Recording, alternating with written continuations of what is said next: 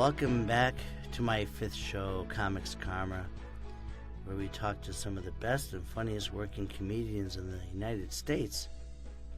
We share their stories where you laugh, learn, and live about their lives and how it can help yours. Now, you probably know we took off a few weeks to get onto iTunes and build my audience. I also took my yearly tennis vacation with friends to see the best tennis players in the world at Indian Wells BNP Paribas tournament. Oh my God, it was amazing. To watch guys like Roger Federer, Novak Djokovic play against each other. We had amazing seats in the second row too. Second row. I actually screamed out to Novak, "Win, win!" One time Novak was going to serve, and it was very quiet. And me being the wise ass I am, it was extremely quiet. We're talking like 2,000 people there. And I'm in the second row, and I look at him, I scream out to him like Joe Pesci. And I go, "Hey, hey, hey, you freaking guy, get on ice! Come on, come on!" Yes, people were laughing. And the umpire actually went, "Shh, please." And I'm like, "You got a fucking problem with that? Hey!" So I also saw Serena Williams and Maria Sharapova playing, which was amazing. And they're both hot looking too. My God. See, the great thing about women's tennis, is that because when they hit the ball, it sounds like they're having an orgasm. Did you ever notice that? They hit, all of a sudden,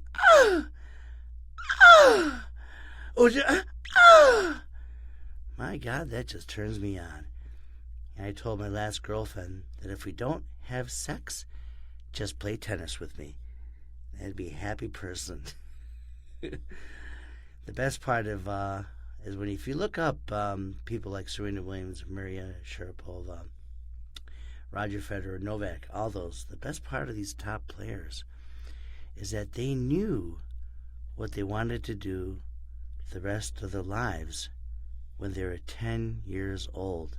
Some of them started at 7, 8 years old. And they made a career out of it, making millions off their talent. Now this just proves to everybody, of course including myself, is that whatever you want in life and are passionate about it, not just the money, don't do things just for the money. That is the biggest problem, biggest issues of people. But for the passion, then you go for it. And the money will come anyways. You follow your dreams. See, that's the whole thing. That you would be doing your passion for free. And if you're making a great living at it, or like these tennis players or movie stars, which we'll get into and talk about, and making millions and millions of dollars, that is just the best life you can have. Of course, you have to have good family and good health and all that, but that is just amazing. Which brings me to my guest on the show, Grace Fraga. I met her over 10 years ago at an acting class, and we became friends immediately. I still remember it like yesterday, talking to her. And we're talking about comedy, and I tried to book her into some rooms here and there, and now we're talking about our own projects. And literally I have not talked to her in about 3-4 years. And we're hanging out at my friend Danny McDermott's show on Sunday night. And Danny was the second podcast. You probably remember he had amazing stories. Danny calls me up and says, "Come in and enjoy my my videos. Who Killed the Bible Salesman?" I go, "Well, since Danny did my podcast," I said, "Sure, I'll be there." Not knowing who's going to be there. I didn't know Jeff Bridges was going to be there. I didn't know, Eddie was going to be working the bartender at the Improv in Melrose. And we're watching it, and all of a sudden I look over, and I go, "Oh, is that Grace?" I said, "Yeah, I think it is." So here we are, just literally. I haven't seen you in 10 years, and then 4 years, and now he's seen you like 3 times in 1 week. Yeah, we're catching up. We're catching up. So I want everyone to say hello and invite my wonderful guest, Grace Fraga. How are you, Grace? I'm great. I love, by the way, that you say don't do it just for the money. Do it, for the passion. I personally like to do it for the passion and the money. I don't know. I call me greedy, but pay me. I like a little money here and there. You know what I'm saying? Exactly. Yeah, exactly. So just getting that out of the way. Of course, you got to make money. You have to make money, but you can always make money doing something else while you pursue your passion. So your passion becomes money. That's kind of where I was going with that, But no, this is very interesting. I didn't know until just a few days ago that you're from Argentina. You didn't know that? I didn't know that. What? We've been friends, great best friends for 10 years, right? I know. We only saw each other 3 times. But, I know. But you don't know I'm from Argentina. I didn't know you're from Argentina. Okay, yes, I am from Argentina, from Buenos Aires. I was born there. Uh-huh. And I moved to the U.S. to go to college, and then I stayed. I went to New Orleans, and then I came here, and I'm here sitting with you after 10 years. What? When did you leave? When did you leave Argentina? I left Argentina. Were you a kid? I mean, were you just... Well, I don't want to carbon date me, myself. Let's say I went to college. Let's leave it at that. Okay. You left to go to college, okay. Yeah. And you did that in New Orleans, you said? Yes, I went to Loyola University. How did you pick New Orleans out of all the colleges? Well, there was a guy there. It's always a guy. Oh, it's the guy thing. I've heard that story so many times. So many times, right? I'm telling you, at least 50 women in the past 15 years I've talked to that, why did they move to L.A.? A guy. Why did they go to college? A guy. Why did they do the business? A guy. It's always a guy. They chase the guy. Totally. It's always about the chasing the dick. Can I say that? Well, you that just should said be my next book. Chasing the dick, bitch. Chasing the Richard. She meant Richard. Yes. I'm a little dirty. I can be just a little dirty.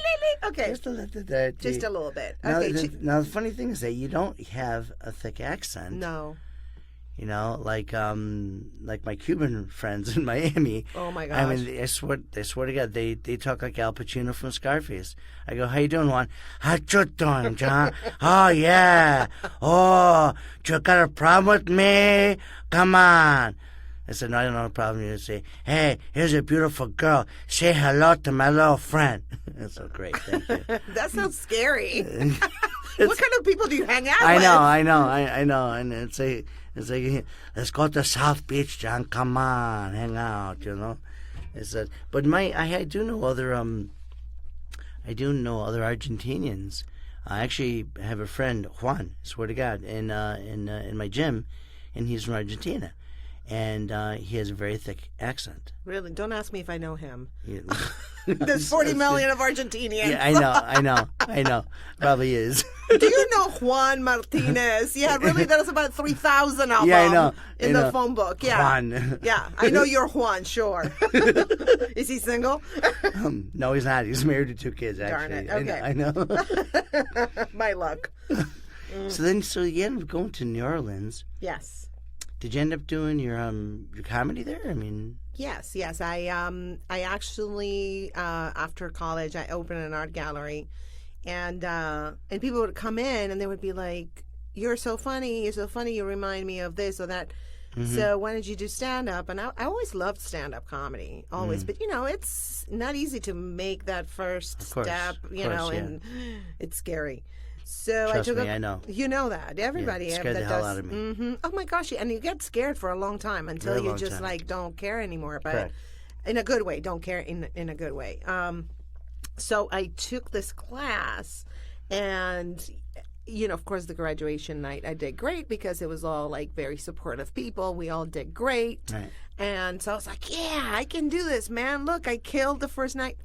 Of course, the little gigs in New Orleans were like little biker bars, and Right. You know, people were drunk and not Yeah. the same, And I was, would cry, would go home. I'm not funny. I don't want to do this anymore. Right. So I quit. You thought it was you, but it was really the crowd, kind of. It was. And I was also green, And if nowadays, if I go to one of those bars, I would be a whole different story. Right. Because I know how to handle a crowd a little better than when you first start. You know how it is when you Right. first start. Of course. You can barely remember what you have to say. Oh, yeah. Yeah. It's hard. It's very hard.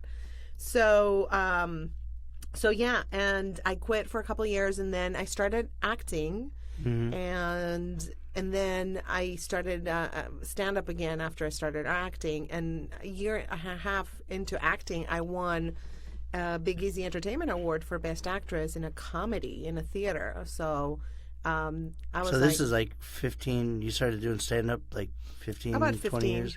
No, Yeah. 15 years. Yeah. I started about actually a little bit more than that, over 20 years ago. Wow. But I did more off than on. I didn't pursue it. Really?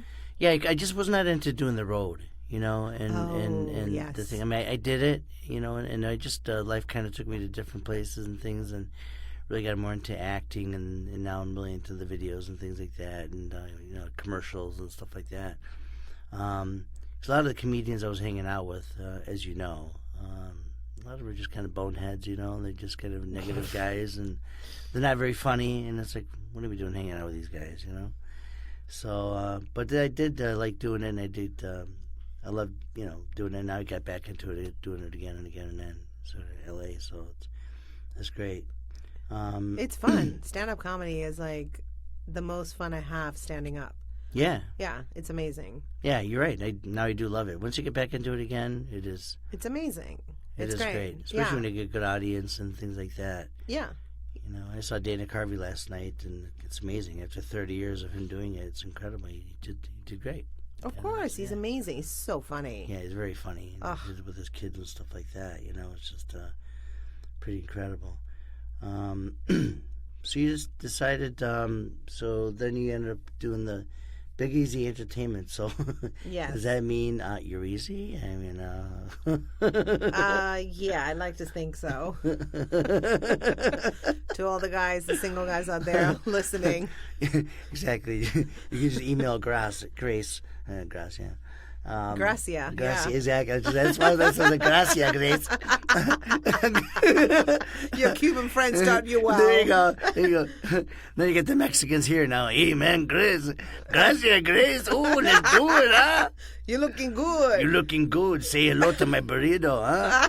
I like your blonde hair. I like your blonde hair. Yeah. Your clean eyes. Yeah. Ooh. Yeah, they do like my blonde hair, actually. They do. They don't care I have to dye it to get it this way, but my naturally dyed blonde hair. Exactly. Yeah. Funny. Gosh. So you moved to LA in what year? I moved here in 2004. Okay. Yeah, that was 11 years ago.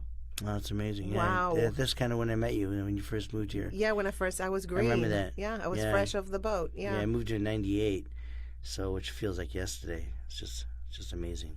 Crazy, I know. It's absolutely incredible. Time goes faster here in LA, I think, really because does. the pace is just so crazy that you don't have time to think about what's going on. You just go, and things switch and shift, and it's just a crazy lifestyle.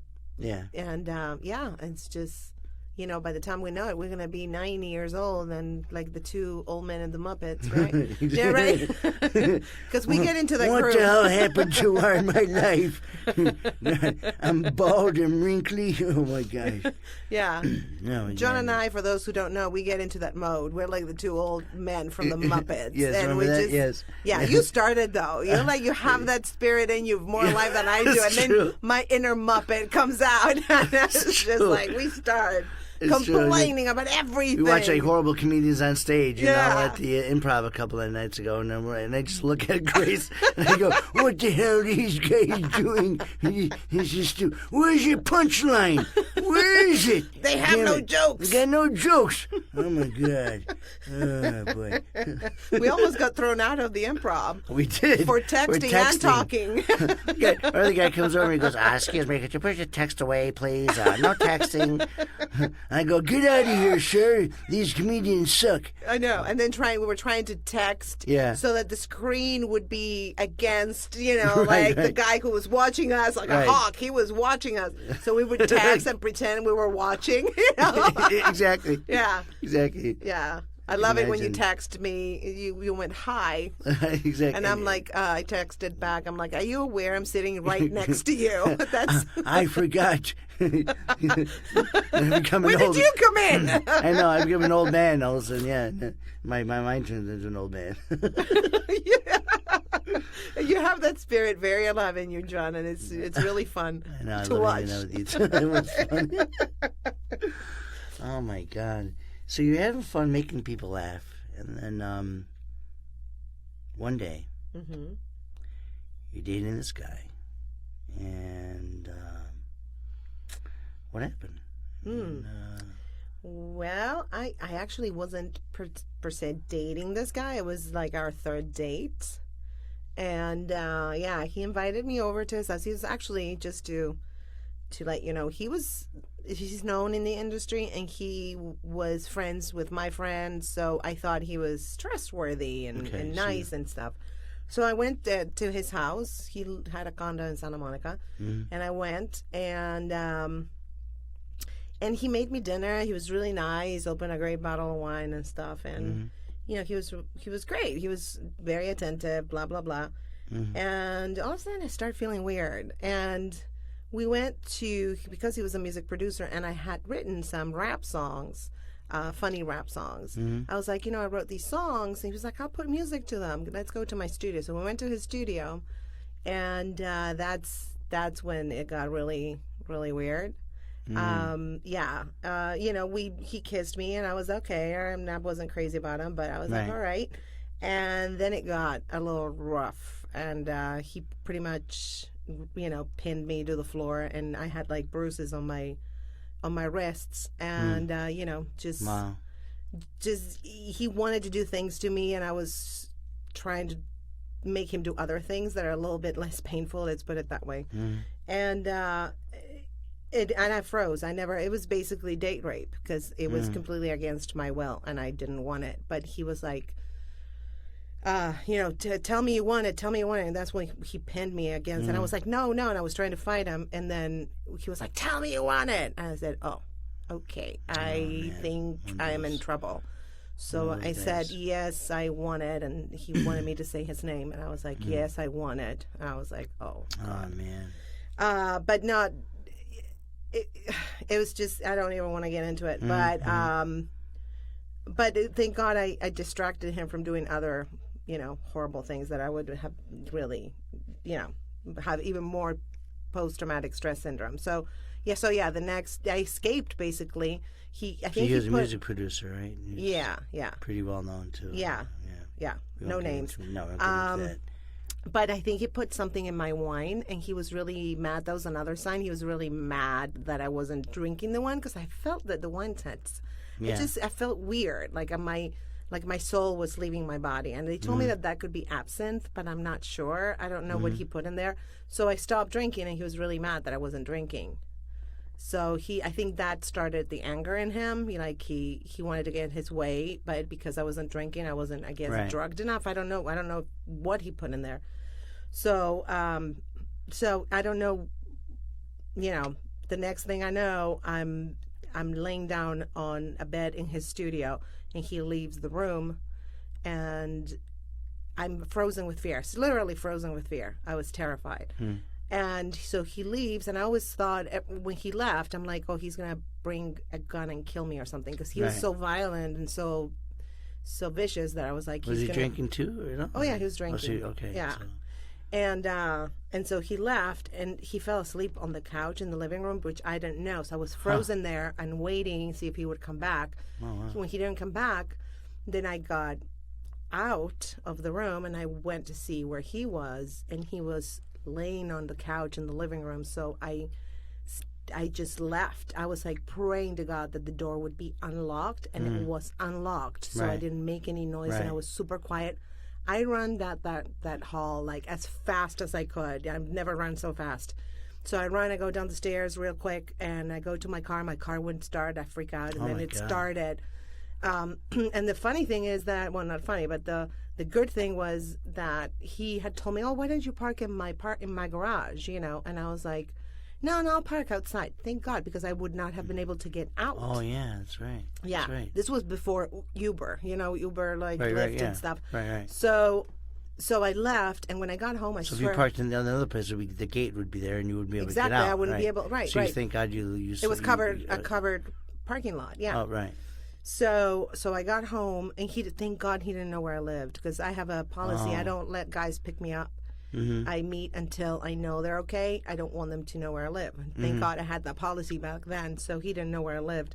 So I get home, and I swear to God, when I got into my house, in my apartment, I smelled like flowers, because that was it was my safe place, and and there was no pretty smell or anything. Like, it smelled to me like flowers. I think it's like a post-traumatic stress syndrome thing. I don't know why it smelled like flowers. I remember that very clearly.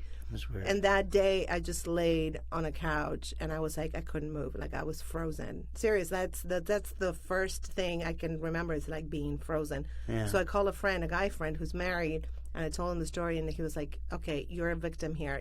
It's not your fault. It wasn't anything you did. Right. He talked me out of, that, frozen victim, horrible state. Of course, yeah. So, but it's still, helps to talk to somebody. Yeah, thank God for him. He's amazing, and he was like, if you don't want to sleep in your apartment, just come over, and we'll have you here or whatever. Mm-hmm. So the next day, I was teaching swimming to little kids, and I was like so happy that I had to go and teach kids, because their innocence and their love and their just made me change my state a little bit. Not completely, because you do suffer from PTSD, but it just got me into a different mode, than get out of that frozen fear that I had for a whole around the kids day. And things, Yeah, kids are awesome. Kids are great. And then, then you mentioned, I remember, that you met an older gentleman, and I actually talked to him at the comedy club when I saw you back about 4 years ago. He was a character actor. He did tons of TV shows and movies the past 50 years, and he's older than you, which I couldn't believe that you're dating him. Yeah, he's I have a granddaddy fetish, apparently. Yeah, I'd rather not. You're not talking to him. Yeah. He was okay in the beginning, but then he changed a little bit. He had like two different personalities, or two different sides of him. Let's put it that way. And so I liked the nice, charming guy. I didn't like the other guy. So eventually, we split. But it was quite an experience dealing with him. But so yeah, I got to go to. There were good things. I got to go to like the Emmys and TV Line Awards and do the red carpet and. Oh. Yeah, Nice. Yeah, no, it was nice. He was okay. Okay. He was okay. He's okay. Yeah, he was okay. Just okay. Yeah. The highs were very high and the lows were, whoa, yikes. They were very low, yeah. So, I mean, how long did you date him? And basically, kind of like, what did he do to you that you didn't like him and wanted to break up with him? I was with him for about 3 years, and it was, I don't want to say it, but it was a little bit of emotional upheaval, let's put it that way. And he had a lot of anger issues, and he would take out his anger on me, not physically, of course. That other guy took care of that. But no, he was, because I would have left. Like, if a guy raises a hand at me, just like, I'm out of there, no matter what. Of course. I'm done. Of course. There's no coming back from that. So, but no, he was not like that at all. He was just, it was an emotional up and down. He had his own emotional up and down, and I'm pretty stable. Like, I'm happy most of the time. If there's something that happens, that triggers sadness, I'll be sad. If something makes me angry, I'll be angry. Oh, yeah. You saw me angry about that person that we talked about that we know. Yes. So, I mean, I have a very logical reason why, but this... He was not that logical. Let's put it that way. There weren't reasons. Like, he would, like, if I tell you, oh, John, you didn't bring me coffee, that means you don't love me anymore, and I start a drama about that, and it's like, what? And you're like, what? Yeah. You didn't even ask me. You didn't even tell me you wanted coffee.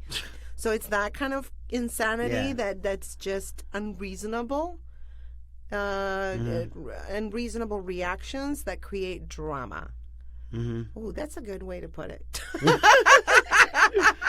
Good drama. Oh my gosh. So yeah, that was. I'd never been with someone who would take you on a journey of ups and downs so quickly. It's like a switch, they switch from happy and nice to not so nice and unhappy, and the trigger for that switch is something that's not reasonable. Mm-hmm. Does that make sense? I think so, yeah, it does, yeah. So that drove me crazy, because it was like, I didn't understand. It's like, do you love me or do you hate me? I don't get it. Yeah. It's a little bit of emotional abuse, a little bit, right? Yeah. I'm trying to be nice. Of course. But it is, if you think about it, because you're going up and down. But I think it had to do with his own issues, his anger, and, his life and what he's been through. Yeah, normally it is. Yeah, it is. Normally it is his issues. It's the inside issues of somebody. Yeah, it wasn't like he wanted to hurt me. It was just that's who he was. So, but I had to get out because it was just impossible. You mean, you don't want to spend the rest of your life with this. I mean, it's horrible. No, because especially 3 years. I mean, God. Totally, and it triggers anger in you because you don't understand. First, sadness, because first I was like, does he love me or does he hate me? Right. Like, I was crying, like, you don't love me, you hate me, because anything would upset him. Yeah. And then I was like, okay. He would be like, well, I have this issue that. I'm not going to get into it because I don't want to reveal things about him. But there was something that happened to him that when we were together, and he was angry about that. So he was like, well, I'm angry about this thing. And I was like, take it out on you. Right. But then after 3 years, it's like he's angry about everything, pretty much. So I think he's kind of like an angry guy, Yeah. So, and it triggered my responses because I would react. Then I went from sad to angry. Because I would be like, and defying him. I was like, okay, now what? Okay, that's you're gonna create some drama. What did I do wrong now? Tell me, come on, bring it on. Like I would like defy him. Right. Yeah, like okay, I know it's coming, so let's do it. Right. So I was like, this is so unhealthy. But it was hard to get out financially for me and emotionally too, because I was hoping that we could work it out. Right. And we couldn't work it out. I mean, I have no control over his behavior. There's nothing I can do. Well, that's the best thing you did is just leave. I mean, I had my own personal issues with women and almost got married to a nice Jewish girl. Mm-hmm. And I really thought she was the one,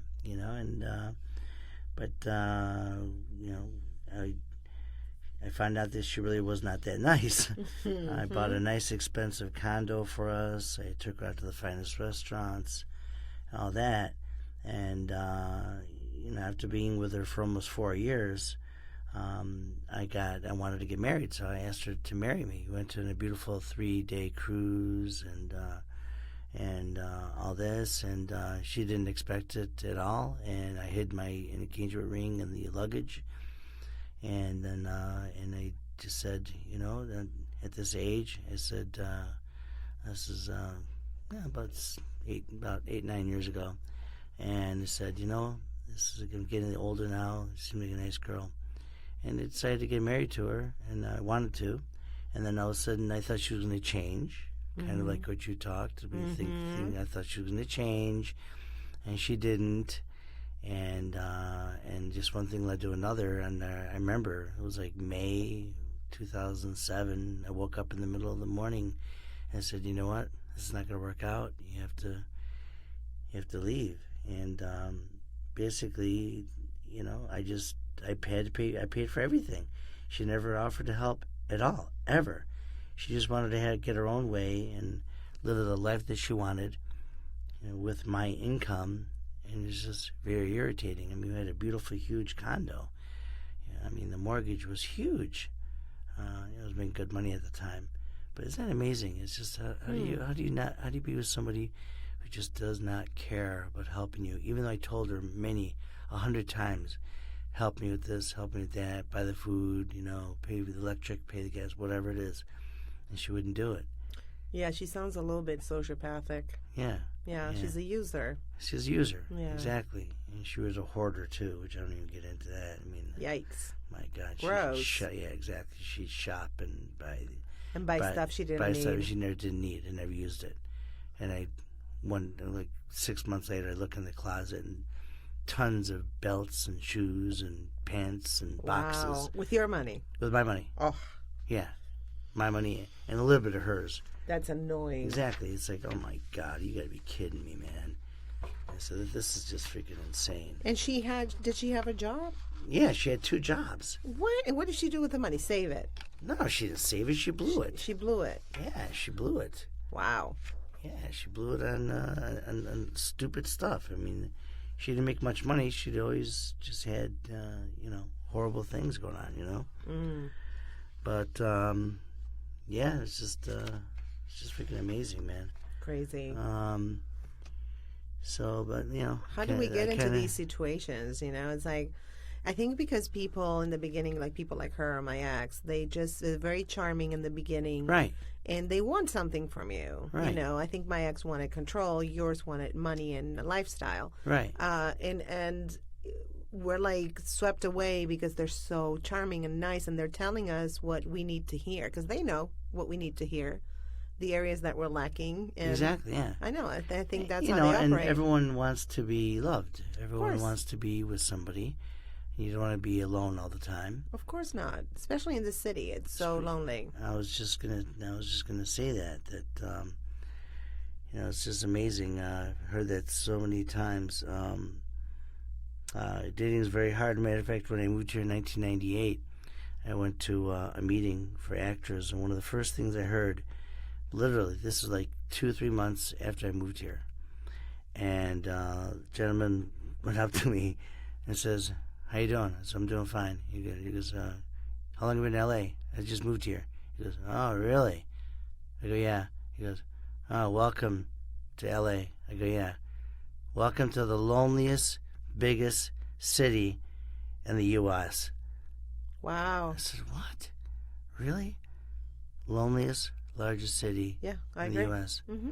And I didn't really believe it in that. Mm-hmm. And then years later, talking 15, 16 years later, it's still true. I hear that from a lot of people I talk to. Oh, yeah. It's just incredible. You get the flakiness, and you get these people, and everyone wants something for them. Oh, totally. The bigger, the better, the richer. Yep. Me. Mm-hmm. The second you leave L.A., people get married, they have kids, they're happy just to go bowling, have a few drinks with their friends, go out dancing. I'm from Rochester, New York, and lived in Miami and Orlando. It was different. It was very different back then. I got friends that are still married 30 years later. It's amazing. Yeah. My age, it's like, man. Yeah, because doesn't mean it's better. This is what you're choosing. You're choosing to pursue your dreams, and the price you have to pay is that you live in a city that's really lonely. But I'm kind of like I always try to be positive. I do my best. I try. So instead of like I was complaining all the time, I used to call my ex-boyfriend who lived in New Orleans, and I would cry, I'm so lonely, at the beginning. And then I was like, okay, what do I have to do to not be lonely? And, I surrounded myself with good friends. And it took me years to weed out the flaky friends and the real friends. And now I have real friends. Like you met one of them. Right. the other day. Right. And they're there for you. They got your back. And, Right. you can call them at 3 a.m.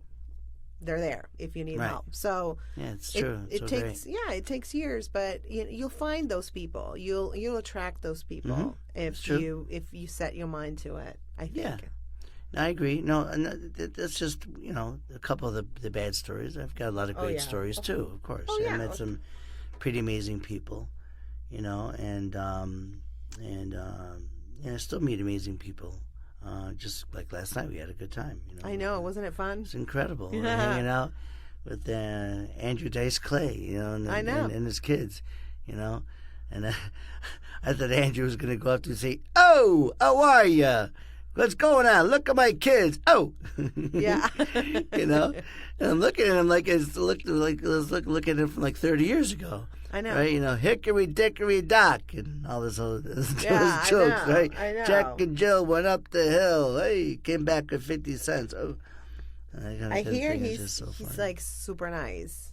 Yeah, Andrew I heard Dice that Clay. too. Yeah, I heard he's that super too. nice. He's like a normal guy. Yeah. Yeah. It's all an act. And he's an excellent actor. Did you see Blue Jasmine? I did. Excellent I did. actor. He was great. I was so impressed. I know. Mm-hmm. I know. He was amazing. Yeah. It was just so cool. It's like I'm hanging out next to him. I know. That was really cool. I mean, he's like, oh my Yeah. God, I've been watching him for 30 years, and he's like right next to me. I know. Very cool. And he shook my hand and said hi, and watching his kids, and I'm looking, and his kids look like him a little bit Yes. too. Got that Dice Clay look. Yeah, Amazing. that's the beauty about LA too. It's like you meet all these amazing people. When I was dating the character actor, I also met like amazing people. I would shake hands. I met Mel Brooks. I met Howard Storm, who was the director for Mark and Mindy, and then he directed Raymond a couple of times. Oh, okay.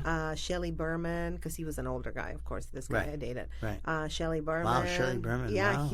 he's adorable. Right. And I mean, all these people that I could go on and that are amazing. And I was having lunch, with them, or dinner with them, or that's the beauty of it. You can It be is. with these amazing, creative, talented people, and have access to them. Yeah, it is so cool. I mean, I met about 5-6 years ago. I met Bruce Springsteen.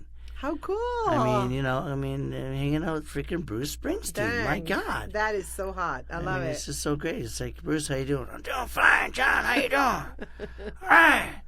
I said, there's a funny thing about Bruce. Every time he sings, I always thought like he has to go to the bathroom really bad. Oh no! It's like how he sings. Excuse me, John, I gotta take a crap. Born in the USA. Oh yeah. Born in. Oh man, I gotta take a pee. Oh. It's like, oh my God. Sounds like he's having sex and pooping at the same time. Exactly. Right? Sex Yeah. and pooping at the same time. Yeah, it's kinky. Yeah, I know. It's like Bruce became a multi-billionaire doing the singing like you have a bad kidney stone. Right. I was like, don't worry, John. People love me, right? But it is pretty amazing the people you meet. Oh, definitely. In L.A., it's just pretty cool. I met Jason Alexander, Kevin Pollak, at certain events and things like that. So it's pretty amazing. You look at them, it's like, man, what a career they had, and pretty amazing they are.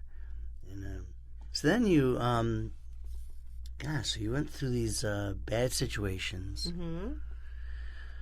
and I mean, the date rape and this and the stalkers and these horrible things.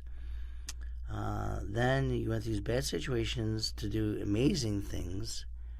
So these kind of bad situations actually inspired you to write 2 books.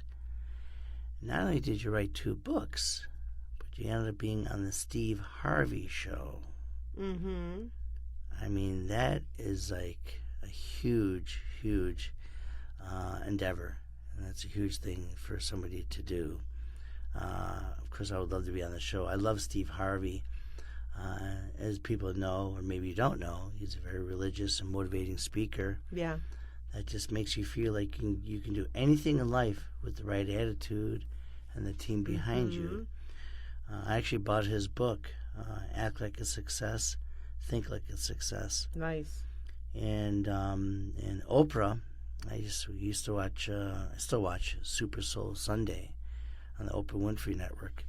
And she interviewed him, and she brought that book and said, boy, this is just an amazing book, and you are an amazing person, and God bless you. And he cried.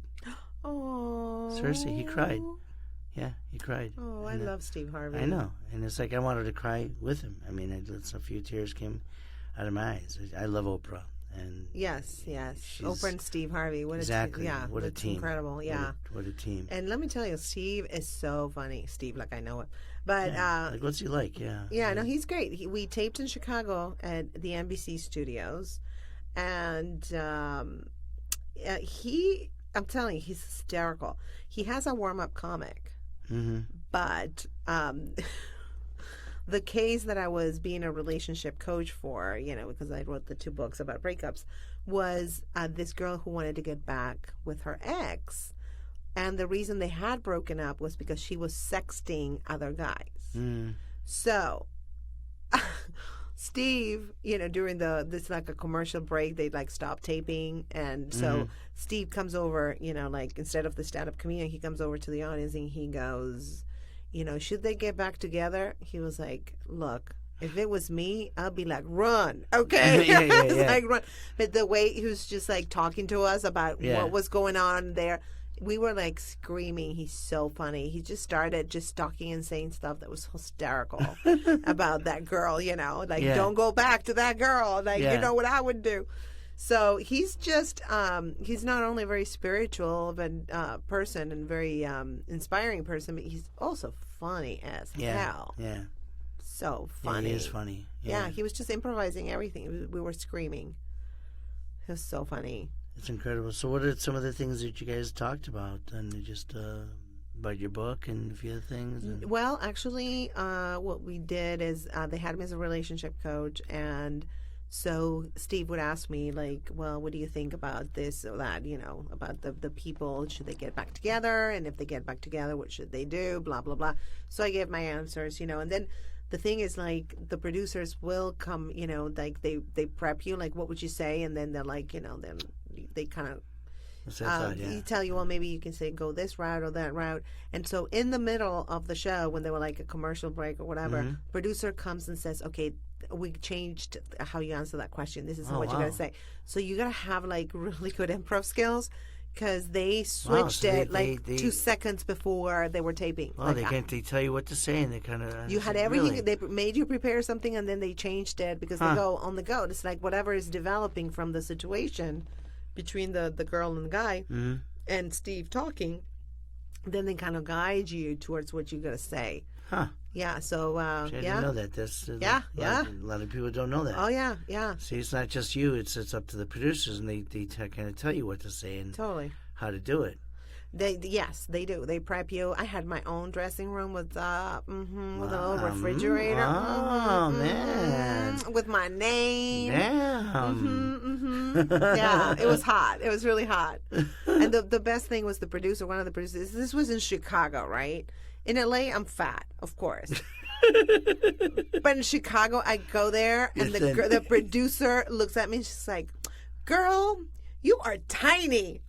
I'm like, I'm moving to Chicago right now. What month was that? Was it winter time? What month was that? It was winter. Oh yeah, it was in February. It was for Valentine's Day. Yeah, it was the Valentine's Day show. So was it 2013? You said? Yeah, 2 years ago. 2 years ago. Yeah, and then I did also spot for Fox News, and the chairs there were like stools that were really slippery, and they tape live. It's like the morning show, right? And so it's like you just have to be careful. Then like 3, 2, 1, and as I slide, because I couldn't, like, I was trying to get my position, like crossing my legs in that big, high, like slippery stool. I'm like, oh shit! And I grabbed it and got next to me, and I just grabbed. Ah! Oh my god! Yeah, so that's forever on tape, and that's how they started the segment. Oh shit! Oh my god! It was hysterical. That's too funny.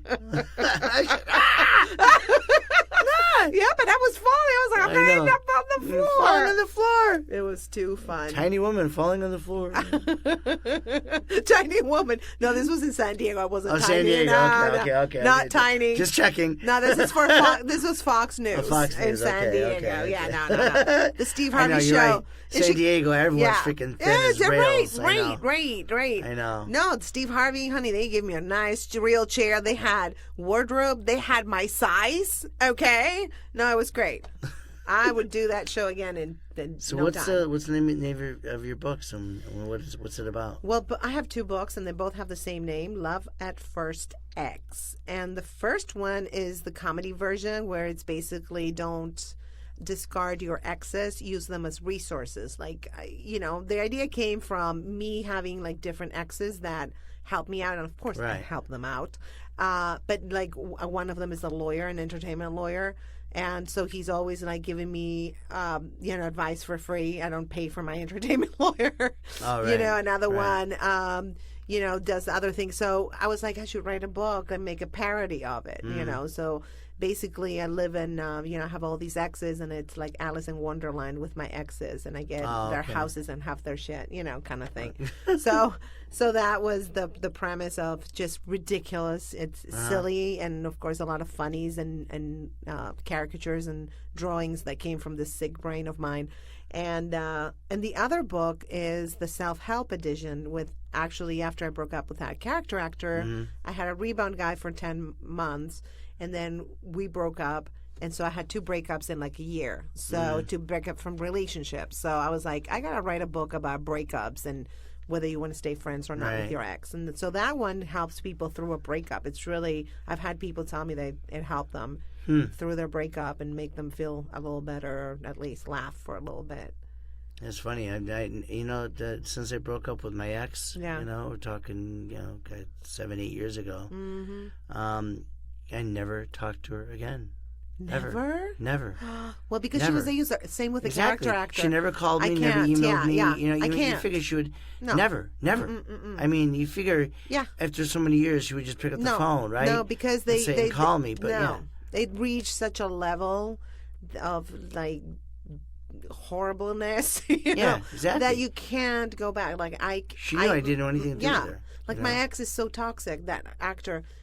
When we talked, we kind of talked and healed a little bit, but still there's so much going on underground, that I think we're toxic for each other. So it's better not to. Some exes, and I put that in my book, some exes you really need to stay away from. But the ones that you just broke up and, maybe when you break up for a while, don't talk, but then you go back to them because there was love at one point, right? So you can't lose that. And some of my best friends are my exes. Seriously, they're amazing. I love them to death. That's not really never happened to me before. And then she also stole my dog. Oh, lovely! Wow, no wonder. I wouldn't talk to her. That's why I never talked to her again. Yeah, she stole my dog. No, not cute. Yeah, not a good thing. Not a nice person. Definitely. Now here's some pretty cool stuff. Now now you got some development deals with production companies, right? I mean, yes. So it's. You want to talk a little bit about that? You're working on some kind of shows, or? Sure. Well, my first actually development deal was 2013. I got a development deal with PBS. Okay. They rarely do that, but they have I didn't know this, but they have 4 shows they can approve, some of the PBS stations. And so we were lucky with my partner, and we got the green light for to develop a show that we created. And we shot the pilot, everything was taken care of. We were going to air it, but the guy that greenlit the pilot was out the week before we aired, so the new guy didn't want to air things that the other guy, which happens rarely. We're still shopping it, by the way. We're still trying to get it to develop that show because we have the pilot and we own the pilot, even though PBS paid for it. Right. So that That's was great. my first thing. So I got executive producer credit, created by credit by PBS, which was amazing. And I hosted And the what show. was it? What was it? It was the Stand-up show, right? No. It was a storytelling show. Oh. And it's on my IMDb, and I also hosted it because, of course, my partner was like, "I'm gonna host, okay?" Right. No. I cast me, but he's super cool, so he was like, "Yeah, Right. I wouldn't have anybody but you." So, so that was my first development deal ever. And now I was approached by a producer to develop a sitcom. We already have a fantastic showrunner. And we have pitched to a couple networks, and there's a big studio that's interested. Then I have 2 other development deals. One is with a production company. We're developing a comedy reality show. And the other one, it's another production company that they're interested in a show. One of my publicists actually developed it and has the connection. And they want to develop a show with me and a psychologist who I love. Dr. Sherry Meyer, she's great, and so I know Sherry. Sherry, she's awesome. Of course. And so Sherry and It's the I, same girl we know. yeah, so we would be the hosts, so the main people. And for the other show, the other development deal too, I would be like one of the 3 people that star on the show. So of course, from there, from the production company to the network, they might say, hey, we want somebody else, or they might say, hey, we love her, and then the people that you picked, but it still get creative rights to the shows, to 2 of the shows. The other one I don't think so, but Sherry and I will be the people, and then there might be a third person. They want a kind of like a male energy in there. So yeah, I have those 3 deals, which that's what I'm focusing on. It's a lot of work. There's a lot of, legal things and creative things. I mean, all wonderful. A little luck. You have to have a little bit of luck that comes along with it, That's right. Well, it's like, it's... yeah, I know. It's... this business, it's such a long process. Because even if you pitch, let's say, you have your own sitcom and you have your showrunner and you have a great production company backing you up. Great. All right. You go to the network, you pitch it. Fantastic. Oh, we love him. Let's do this. Okay, they shoot a pilot. Okay, they shoot let's say 15 pilots. Only 3 are going to make it. Right, I know. So you go through all of this. I know. And still, even if your pilot makes it, then you have to see if the first season is successful or not, and then if it stays on the air. So it's like such a long process. People have no idea. About 15 years ago, I still remember this. This brought this into my mind. I went to a writing seminar about showrunners, and actors, and things like that. I still remember this. I just moved to L.A. literally a week before. Wow. A week before, I went to, I think it was USC, and I walked in with a bunch of these people. Remember, I just moved from Miami. It's like, my God, And they had all these people. They had all these producers and showrunners talk. And I think a few of them were from Carsey Werner. Oh, yeah. Okay. Remember that? Okay. Yes, of course. And another person walked in, and I'm looking at him, and it's like, oh my God, he was the creator of Everyone Loves Raymond. Phil Rosenthal. Phil Rosenthal. Oh my gosh. Phil Rosenthal. Yes. And they said, again, this is 15, 16 years ago. They said to create a show and to have it bought and to make it after a few episodes and after a year, excuse me, is like winning the lottery. Totally. I agree. That's exactly what they said. The odds are like winning the lottery. The odds are phenomenal. Yep. But if you do win it, you win the lottery. But unless you play, you can't win. Exactly. That's my whole point. That's right. Which is what I'm going to get to, at the end of our show, that it's amazing. You went from this little girl in Argentina with no accent to having horrible experiences in relationships like rape and verbal abuse. And then now this. See, that's what I'm talking about. You never quit. And according to many others, especially me, that you ended up a winner. So, what is some good lifelong advice to our listeners out there that you can give? Well, if you're following your dreams, what I would say is stay put, be consistent, don't give up. And I know it's cliche, but it's really the truth, because think about it. It's an odds game, especially in our industry. The longer you survive and stay on it and in the game, the more people that are going to drop out. So the more people drop out, because people drop out all the time. They get married, or 2-3 years into it, they leave the town. They're like, I can't do this. All the time. Because it's tough, man. All the it's time. not easy. I've had so many friends move back to Miami and Cleveland. They're like, forget this. I want a normal life. Screw this. I want a regular life.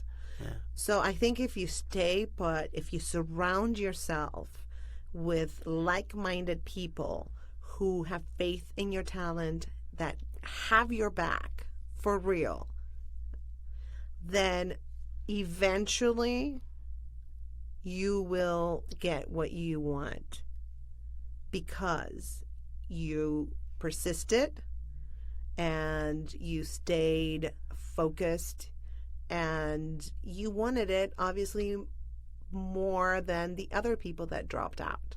Right. So just stay in the game. Don't quit. I agree. You just never know till you try and do. It might take 10, 15, 20 years.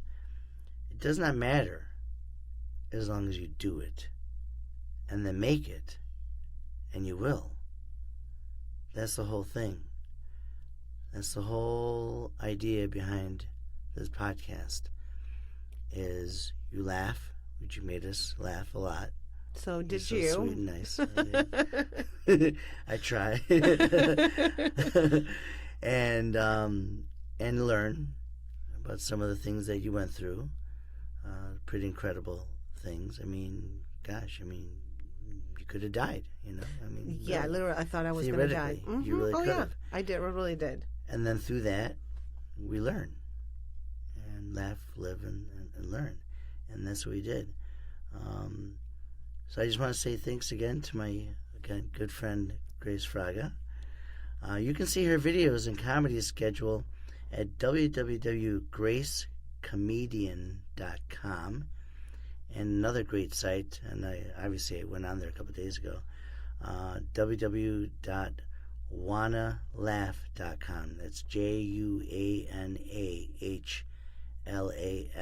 JuanaLaff.com. I know that. I know that it is. That was my father's name. Was it? Okay. Yeah. It's Juana. Yeah. Oh, you want to laugh? Juan, oh, yeah. I laugh? Oh, my. Oh, yeah, you want to laugh? Oh, my God. You laugh. Yeah. Or you can just Google her damn name, and she's everywhere. Kind of like me. Yeah. Seriously. I Googled my name a couple of days ago. I know. It's like, oh my God, it's like 20 pages. Yeah. You're like, who is right? Duplicating Jon my Pirinnci. things? I know, it's like I'm the only Jon Pirinnci. By the way, I'm the only Pirincci in the United States. Can you? It's seriously, you? I swear to God, I'm the only. Shut up. I swear to God. It's weird. I'm the only Pirincci. Hilarious. Okay, there's a few other ones in Europe or something like that. But that's crazy. Isn't that weird? Yeah. That is crazy. Yeah. So, and if you got inspired by this podcast, which I hope you did and show, many of the stories come from my book, What's a Little Wind? And you can see my videos and more stories on www.whatsalittlewind.com. It's on Amazon. It's on Kindle. But you can get a personalized copy when you go right there. Thanks again for listening. Again, it was great to have Grace be here. Any other final words, Grace? Just Have do fun. it. Just do it. Do yeah, it. and have fun on the way to your dream, I would say. Just have fun. Exactly. Yeah, enjoy every moment, because that's all you got, okay? It's true. That's it. You only have one life. Yeah. And that's it.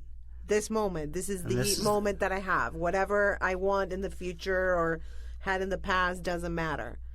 You know, this Right. is the moment right now with you sitting here doing this podcast, and Correct. just enjoy it and have fun. And that's what we did. That's exactly what we did. Yeah. That's exactly what we did. So thanks again for listening, and we will talk to you next week. We have some great more comedians coming. Thank you again. It's John. God bless.